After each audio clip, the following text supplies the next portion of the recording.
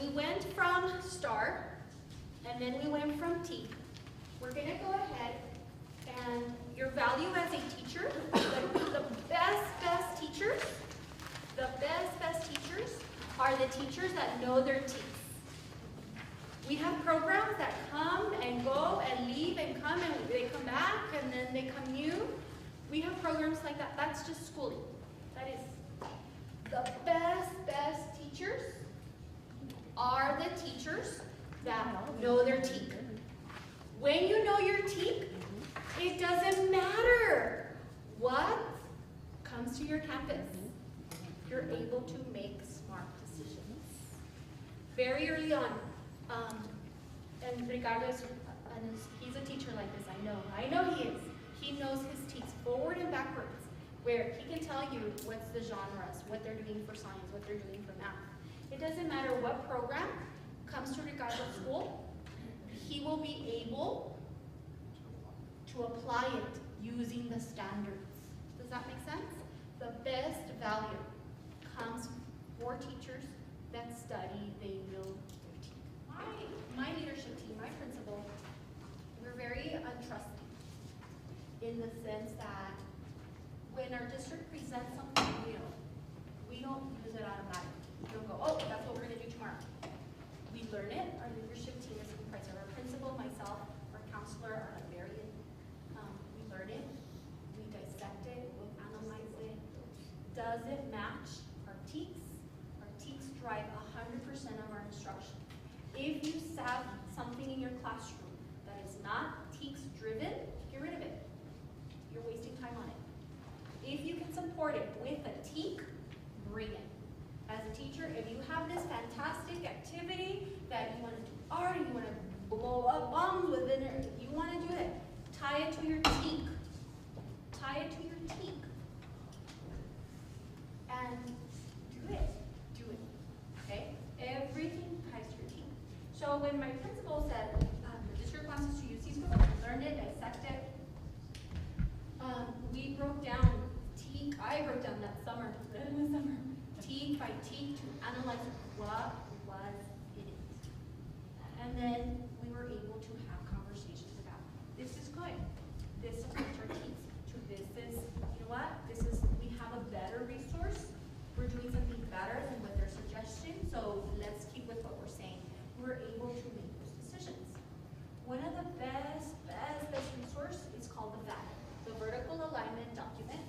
And I gave you a snapshot. You used to need to have a password for Cisco. If you look on the internet and you put Vertical Alignment Document, that is the name is at the top, you'll see it pop up everywhere, okay? Because they made it available to the public, okay? My most important research on all of this is my VAD, Vertical Alignment Document. And I want you to share out with us. Why do you think I love this so much? Why do I love it? What were your notices? How it jumps when you go forward, it's multiplying by 10, and when you go back, you're dividing. I switched them around. And guess what? This is a foundational skill. If our kids don't understand this, they're going to struggle with another TEK that's going to come up with them later. Okay? And I love this part. It provides pictures and diagrams on how to address the TEK. As a teacher, it's giving me the background, a little bit of background of how I need to teach it. Okay, awesome job. Let's give that group an applause. Thank you.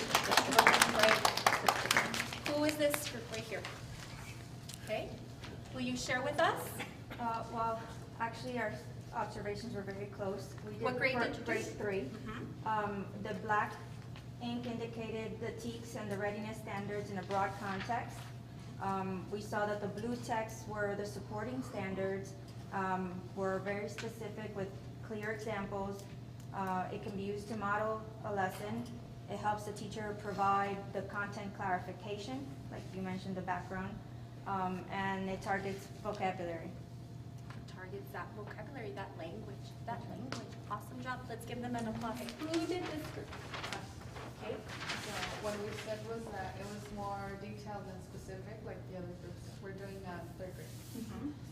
And it prepares them for the next level because they need things that they're going to be using in fourth grade. They, instead of communicating, the students also have to communicate and interpret numbers. And they need to be able to read them, to write them, and describe them. And it requires them to know higher order skills and understand and analyze the numbers. I like something that you said. In that, in here, this is the basic skill. This is the teak. Even off of that one pager, you're gonna see the black part. That's all you're gonna see. But there's so much more depth.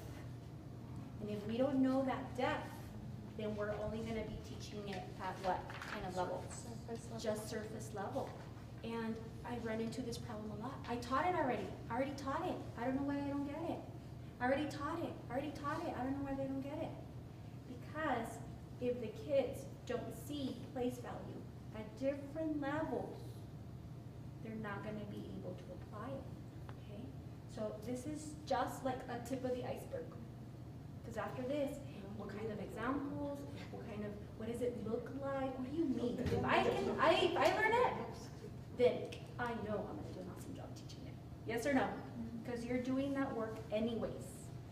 And this is a conversation I had with the group. You're doing that work anyways. I've never seen a teacher who comes into her job not wanting to do the best for kids. If you are putting in that time anyways, our focus and our energy needs to be specific. Okay? Yes? And then we have this group. Will you present with your? Okay. First of all this fall back into the third grade. The place value. This is the first thing that we need to teach the kids. The 10 from the ones, tens, hundreds, thousands, and 10,000. And so this is the basic of the foundation. That's why I draw an inverted triangle. And then from there, we have to go back to see the symbols and the words.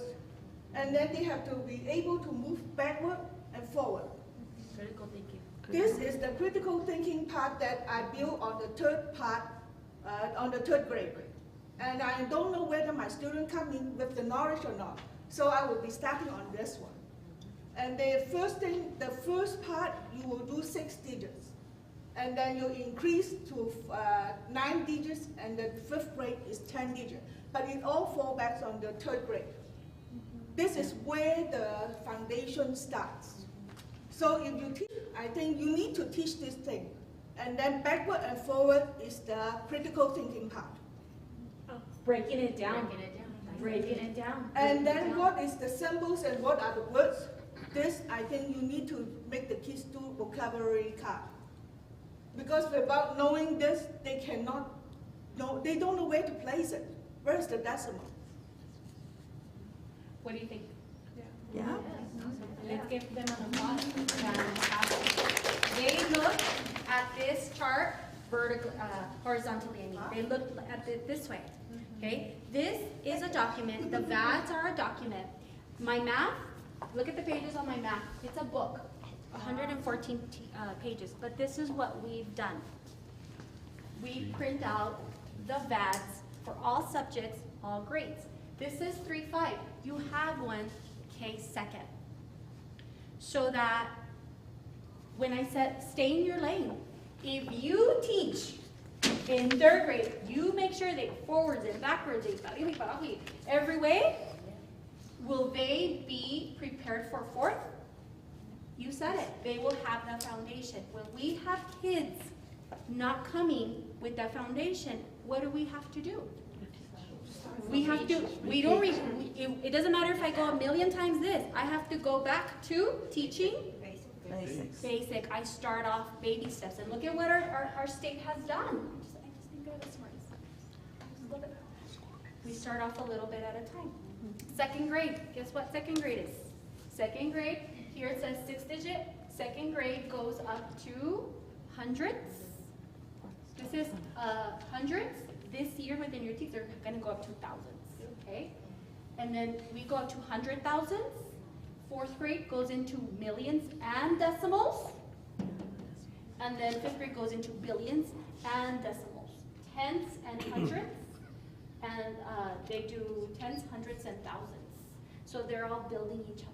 So when I have kids who are low with this teak, what am I gonna have to go do? I'm having to go back. Yeah, I'm having to go back. Don't you love this document? So at our school, because knowledge is power, the more that I know about my teaks, and we've invested money and time printing these out, because there's a book for each subject. Because my job, if teachers know their teak, it doesn't matter if they're, at my school, textbooks are not allowed, by the way. I don't use textbooks. But if I find on this page, it's addressing my higher order thinking, I can have a backup and say, this is why I'm using this resource. Everything is a resource. And you're always trying to find the best resource. Textbooks are level 1, 2.